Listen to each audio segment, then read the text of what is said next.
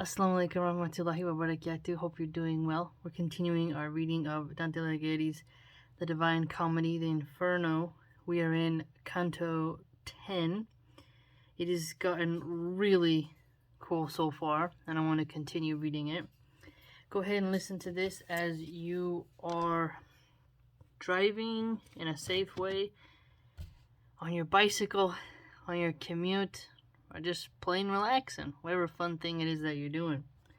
Go ahead and put it on a playlist, and then, while you're showering, grooming, go ahead and listen to it. I do that a lot with things that I listen to. Let's begin. Now onward goes, along a narrow path, between the torments and the city wall. My master and I follow at his back. O power supreme, that through these impious circles turnest me, I begin as pleases thee. Speak to me, and my longings satisfy. The people who are lying in these tombs, might they be seen, already are uplifted, the covers all, and no one keepeth guard. And heed to me, they all will be closed up, when from Jeshofashapat they shall return. Here with the bodies they have left above, their cemetery have upon this side, with Epicurus and his followers. So we seem to have some tombs here that don't seem very fun. They appear to be open, and that's quite freaky. Who with the body mortal make the soul, but in the question thou dost post to me, within here shalt thou soon be satisfied. And likewise in the wish thou keepest silent. And I, good leader, I but keep concealed from thee my heart, that I may speak the less, nor only now hast thou thereto disposed me. O Tuscan, thou, who through the city of fire goest alive, thus speaking modestly, be pleased to stay thy footsteps in this place.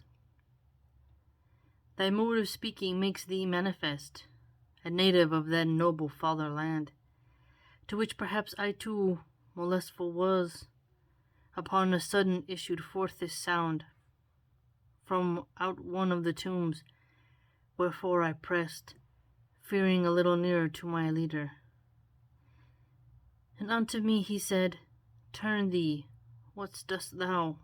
Behold there, Farinata, who has risen. So we have a character here, Farinata. From the waist upwards wholly shalt thou see him. So from the waist up, he's out of his grave. Remember, they're in the underworld. I had already fixed mine eyes on his, and he uprose erect with breast and front, even as if hell he had in great despite. And with courageous hand and promptly my leader thrust me between the sulphurs toward him, exclaiming, Let thy words explicit be. So let your words be very clear and explicit.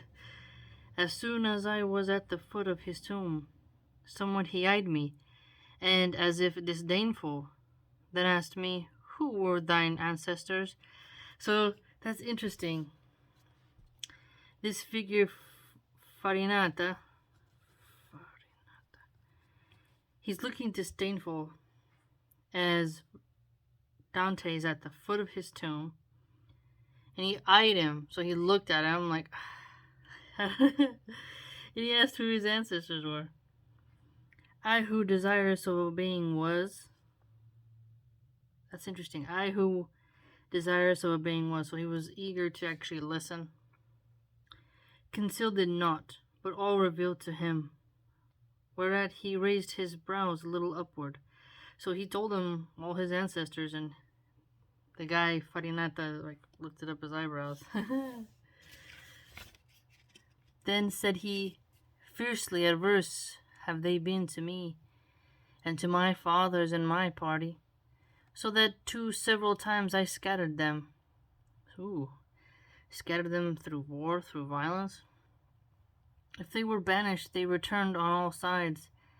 I answered him, the first time and the second, but yours have not acquired that art aright. So the art aright of conquering, maybe? Then there uprose upon the sight, uncovered down to the chin, a shadow at his side. I think that he had risen on his knees.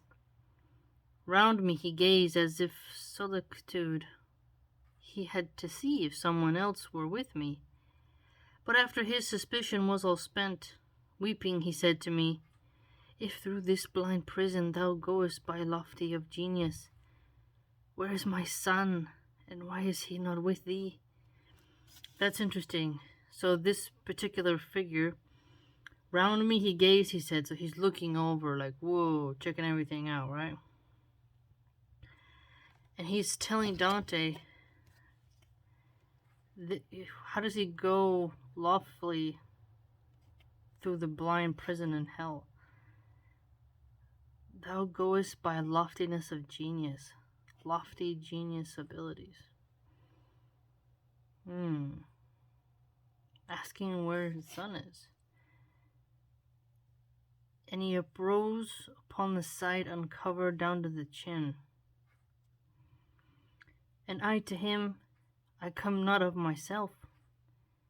He who is waiting yonder leads me here, whom in disdain perhaps your Guido had. His language and the mode of punishment, array unto me had read his name. On that account my answer was so full. Upstarting suddenly he cried out, how saidst thou he had? Is he not still alive? Does not the sweet light strike upon his eyes? When he became aware of some delay, which I before my answer made supine, he fell again, and forth appeared no more. But the other magnanimous, at whose desire I had remained, did not aspect change. Neither his neck he moved, nor bent his side. Wow, so he seems pretty stiff. Didn't bend his neck and didn't bend his sides. We're on line 76 now. Canto 10, don't forget. And if continuing his first discourse, so continuing on his subject. Look at the language here, it's quite beautiful. They have that art, he said, not learned aright, that more tormenteth me than doth this bed. Wow. So it looks like this grave does torment him. That is quite interesting, because it just appears to see that he has to stay there, and he's missing his son. All the little ones are playing. She might need my help pretty soon. But 50 times shall not rekindle be the countenance of the lady who reigns here, ere thou shalt know how heavy is that art. And as thou wouldest to the sweet world return, say, why that people is so pitiless against my race and each one of its laws? Whence I to him the slaughter and great carnage which hath with crimson stained the Arabia, caused such orisons in our temple to be made. Wow. Crimson stained, so the color of blood, due to the mass carnage. Wow, it's quite intense. After his head he, with a sigh, had shaken. There I was not alone, he said, nor surely without a cause, had with the others moved. But there I was alone, or every one consented to the laying waste of Florence, he who defended her with open face. So consented to the laying waste of Florence. Wow. So they're just taking on. There was a lot of wars in Italy that I think a lot of people forget about. Ah, so hereafter may your seed repose. I him entreated, solve for me that knot, which has entangled my conceptions here. So it confused me, made me think. Preconceived notions. his ideas, his thoughts. It seems that you can see, if I hear rightly, beforehand whatsoever time brings with it, and in the present have another mode. We see like those who have in perfect sight. The things, he said, that distant are from us. So much still shines on us the sovereign ruler. When they draw near or are as wholly vain, our intellect, and if none brings it to us, not anything know we of your human state. Hence thou canst understand that wholly dead will be our knowledge from the moment when the portal of the future shall be closed. Then I, as if compunctuous for my fault, said, Now, then you will tell that fallen one that still his son is with the living joined. So his son is still alive? And if just now in answering I was dumb, tell him I did it because I was thinking already of the error you have solved me. And now my master was recalling me, wherefore more eagerly I pray the Spirit, that he would tell me who was with him there. He said, With more than 1,000 here I lie. Within here is the second Frederick. Okay, second Frederick, and the Cardinal, and the rest I speak not. Cardinal.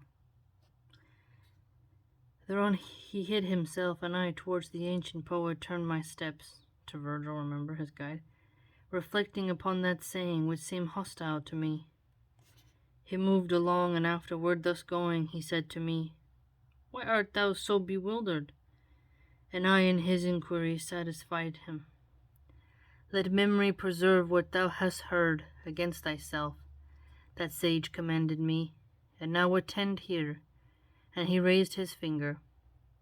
When thou shalt be before the radiant sweet of her whose beauteous eyes all things behold, from her thou'lt know the journey of thy life.